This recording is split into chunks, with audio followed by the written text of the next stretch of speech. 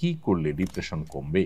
Depression থেকে রক্ষা পাওয়ার জন্য আমাদের শর্ট ভিডিও আছে ইউটিউব এবং ফেসবুকে, আপনি সেটা দেখে নিতে পারেন। সেখানে আমরা কোরআন হাদিসের আলোকে কিছু পরামর্শ দিয়েছি। প্রথমত, আল্লাহ বলেছেন, আল্লাহ বিযিকরিল্লাহি তাতমাইন্নুল কুলুব। আল্লাহ তাআলার জিকির এটা মানুষ অন্তরকে প্রশান্ত করে। বিধায় অন্য ব্যস্ততা কমিয়ে আল্লাহর সাথে একান্ত যোগাযোগ বাড়ানো, আল্লাহর স্মরণ, আল্লাহর জিকির এটা বৃদ্ধি করা, এটা হবে আপনার ডিপ্রেশন দূর করবার অন্যতম উপায়। দ্বিতীয়ত হলো, ডিপ্রেশন এটা আসলে নৈরাশ্য থেকে আসে। আল্লাহর প্রতি বিশ্বাস যদি কারোর প্রগাঢ় হয়, আল্লাহ রহমান রাহমিন, আল্লাহ সব কিছু করতে পারেন, এই বিশ্বাস যদি কারোর থাকে, তাহলে তার মধ্যে ডিপ্রেশন কাজ করতে পারে না। বিধায় আমাদের ঈমান, আমাদের আল্লাহর প্রতি বিশ্বাস, আস্থা, এগুলো যদি আমরা বাড়াতে পারি, ইনশাআল্লাহ ডিপ্রেশন কমে যাবে। অর্থাৎ ঈমান এবং তাকওয়ার চর্চা বাড়াতে হবে। তৃতীয়ত, ইস্তেগফার, আল্লাহর কাছে নিজের গুনাহ এবং পাপাচারের জন্য যদি ক্ষমা প্রার্থনা করেন, তাহলে সেক্ষেত্রে আল্লাহ তাআলা আপনার ডিপ্রেশন এবং দুশ্চিন্তা দূর করে দিবেন। হাদিসে আসছে, নবী সাল্লাল্লাহু আলাইহি ওয়াসাল্লাম বলেছেন, মাল্লাযিমাল ইস্তিগফার জাআলাল্লাহু মিন কুল্লি দিকিন মাখরাজা ওয়া মিন কুল্লি হাম্মিন ফারাজা। যে ব্যক্তি ইস্তেগফারকে আঁকড়ে ধরবে, অর্থাৎ সবসময় ইস্তেগফার করতেই থাকবে, আল্লাহ তাআলা তাকে সকল সংকটাপন্ন পরিস্থিতি থেকে বের হওয়ার পথ আবিষ্কার করে দিবেন। সকল পেরেশানি থেকে আল্লাহ তাআলা তাকে মুক্তি দান করবেন। এর পাশাপাশি চতুর্থ যে বিষয়টি বলতে চাই, তা হলো দুরূদ পাঠ করা। বেশি বেশি দুরূদ পাঠ করলে সেটাও আমাদের দুশ্চিন্তা, পেরেশানি, ডিপ্রেশনকে দূর করবে ইনশাআল্লাহ। কারণ দুরূদের মাধ্যমেও সেটি হবে বলে হাদিসে রয়েছে। এবং সর্বশেষ বলতে চাই যে বিশেষ দোয়া আছে নবী সাল্লাল্লাহু আলাইহি ওয়াসাল্লামের, আল্লাহুম্মা ইন্নী আউযু বিকা মিনাল হাম্মি ওয়াল হাযান। আল্লাহ আপনার কাছে টেনশন, ডিপ্রেশন, দুশ্চিন্তা থেকে পানা চাই। এই দোয়াটা বেশি করে পড়বেন, ইনশাআল্লাহ আল্লাহ তাআলা আপনাকে হেফাজত করবেন। রিদওয়ান আহমেদ আপনি লিখেছেন, আমি ওয়াসওয়াসার কারণে অনেক সমস্যায় ভুগছি, এর সমাধান কি? অনেক ভাইয়েরা আমাদের, অনেক বোনেরা আমাদের ওয়াসওয়াসার রোগে ভুগছেন। ওয়াসওয়াসার রোগটা খুবই ভয়ঙ্কর একটা রোগ। একজন মানুষকে মানসিকভাবে অনেক অসুস্থ করে দেয়। আজকে জুমার পরও আমার মসজিদে অনেক দূর থেকে একজন ভাই এসেছেন, তার বাবা সহকারে। তিনি ভয়ঙ্কর ওয়াসওয়াসার রোগে ভুগছেন। মামাতো বোনের সাথে তার বিবাহ ঠিক হয়েছে, কিন্তু মামির সাথে কোনো প্রকার হুরমতে মুসাহারা হলো কিনা, অজান্তে কোনো প্রকার কোনো কিছু হলো কিনা, তার তরফ থেকে না হলে মামির তরফ থেকে হলো কিনা, এটা নিয়ে সে ওয়াসওয়াসায় ভুগছে। তো এই জাতীয় ওয়াসওয়াসার কারণে দেখা যায় যে দাম্পত্য জীবনে কলহ, ইবাদত বন্দেগীতে মনোযোগিতা কমে যাওয়া, নানাবিধ সমস্যা সৃষ্টি হয়। উজু করতে গিয়ে দেখা যায় 10 বার 20 বার হাত ধোয়া হচ্ছে, এবং হাত মুখ ধোয়া হলো কিনা, শুকিয়ে থাকলো কিনা কোনো জায়গা, এই অহেতুক সংশয়, এটা নিয়ে দেখা যায় যে 10 বার 20 বার 30 বার পর্যন্ত ধোয়ার কাজ করা হচ্ছে, এদিকে জামাত শেষ হয়ে যাচ্ছে। তো এই অস্বস্থাগুলো শয়তান আমাদের মধ্যে সৃষ্টি করে, আমাদেরকে বিভ্রান্ত করবার জন্য, আমাদেরকে ভালো কাজ থেকে দূরে সরাবার জন্য। এগুলোর জন্য দুটি করণীয় আমাদের আছে। প্রথমত, ভালো কোনো মানসিক ডাক্তার আমরা দেখাতে পারি। বিশেষ করে দিনদার যদি মানসিক ডাক্তার হয় তাহলে ভালো হয়। যদিও সাইকোলজির এই জগতে বেশিরভাগই আপনার সেকুলারিজমের দাপট এবং দৌরাত্ম্য অনেক বেশি। দিনমুখী যারা আছেন তাদের এই সেক্টরে এগিয়ে আসা উচিত, কারণ এখন গোটা পৃথিবীতেই মানুষের যে সমস্ত সমস্যাগুলো দিন দিন বেড়ে চলেছে, এর মধ্যে সাইকোলজিক্যাল সমস্যা অনেক বেশি। সো এখানে ভালো কোনো সাইকিয়াট্রিস্ট, সাইকোলজিস্টের শরণাপন্ন হওয়া, এটা একটা ব্যাপার। আর দ্বিতীয়ত হলো, ভালো কোনো রাকি শরণাপন্ন হওয়া।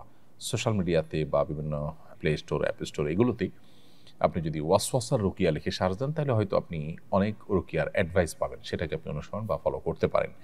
অডিও বা ভিডিও পেলে সেগুলো আপনি মনোযোগের সাথে শুনতে পারেন। আমি আশা করি যে আপনি যদি ভালো মতো রুকিয়া করেন, তাহলে ইনশাআল্লাহ আপনার এই ওয়াসওয়াসার সমস্যা কেটে যাবে। আর অনেক ভাইরা, অনেক বোনেরা এই সমস্যায় ভুগছেন, এবং এটার কারণে তাদের জীবন অনেকটাই ব্যাহত হচ্ছে। তৃতীয়ত, আরেকটি সম্পূরক সমাধান বলতে চাই, সেটি হলো ওয়াসওয়াসা রোগের মূল ট্রিটমেন্ট হলো এটাকে ইগনোর করা। যিনি ওয়াসওয়াসা রোগে ভুগছেন তার এটা বোঝা উচিত, এটা শয়তান আমাকে পেরেশান করবার জন্য করছে। অতএব এটাকে আমলে নেওয়া মানে হলো শয়তানের কাজটাকে ত্বরান্বিত করা এবং সহজতর করা। ওয়াসওয়াসা দিয়ে শরীয়তের কোনো কিছু সাব্যস্ত হয় না। সো আমাকে 3 বার হাত ধোয়ার কথা নবী সাল্লাল্লাহু আলাইহি ওয়াসাল্লাম নির্দেশ করেছেন ওযুর জন্য। আমি 3 বার হাত ধোবো, এরপরে শুকনা আছে কিনা এটা আমার দায় নেই। এটা রাসূল আকরাম সাল্লাল্লাহু আলাইহি ওয়াসাল্লামের বিষয়। পেশাব করার পর অহেতুক ওয়াসওয়াসা যে ফোঁটা আসলো কিনা, আরও আরেকটা ফোঁটা বের হলো কিনা, এগুলো দূর করবার জন্য নবী সাল্লাল্লাহু আলাইহি ওয়াসাল্লাম নিজে বলেছেন যে ভেজা হাত পাক কাপড়ের উপর দিয়ে মারার জন্য, যাতে করে কোনো প্রকার ওয়াসওয়াসার কারণে আপনি পেরেশান হওয়ার সুযোগই না থাকে। কারণ আপনি দেখবেন যে সব পানির ফোঁটা, আমি তো পানি একটু আগে মেরেছি, অত এগুলো পানির ফোঁটা। সো কোনো কিছু উজু করতে গিয়ে একটু পানি দেখলাম, আর এটা পেশাব বের হলো কিনা, এটা নিয়ে আমি অহেতুক পেরেশানিতে পড়ে গেলাম, আবার কাপড় পাল্টাপাল্টিতে চলে গেলাম, এদিকে জামাত শেষ হয়ে গেল।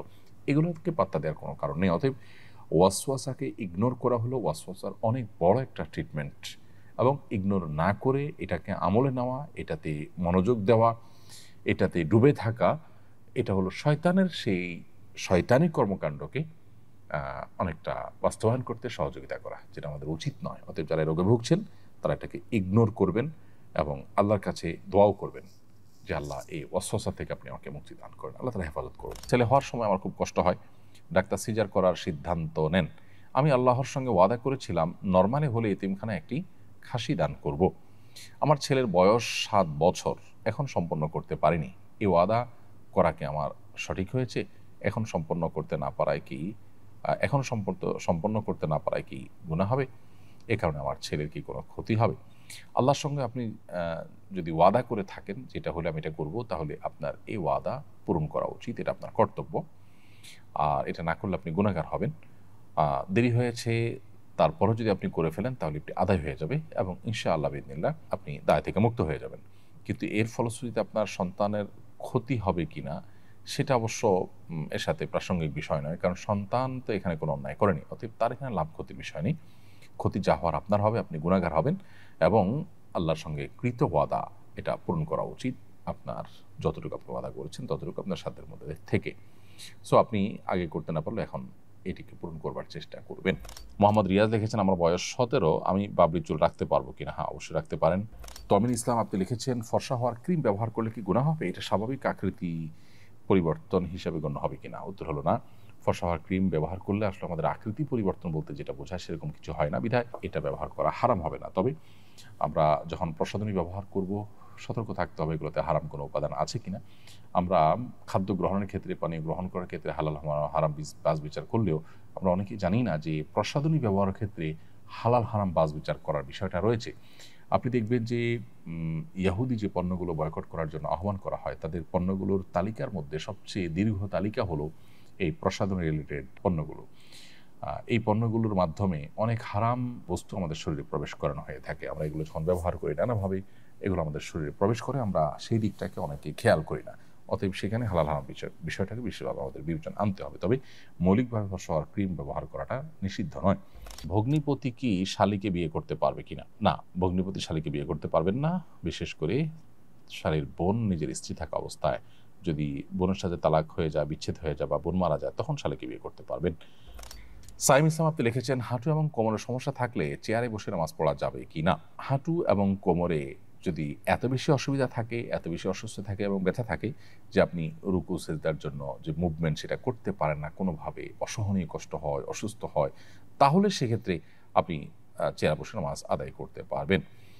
আর যদি সমতলে বসে বসে সালাত আদায় করার সুযোগ থাকে তাহলে সেটা আপনি করবেন। সেটা যদি না হয় তাহলে চেয়ারে বসে নামাজ আদায় করতে পারেন। কিন্তু যে অপারগ হলে তখন শুধুমাত্র একটু অস্বস্তি লাগছে বা একটু কষ্ট হচ্ছে, এটার উপর ভিত্তি করে আপনি চেয়ারে বসে নামাজ পড়া শুরু করলে সেটি সঠিক হবে না।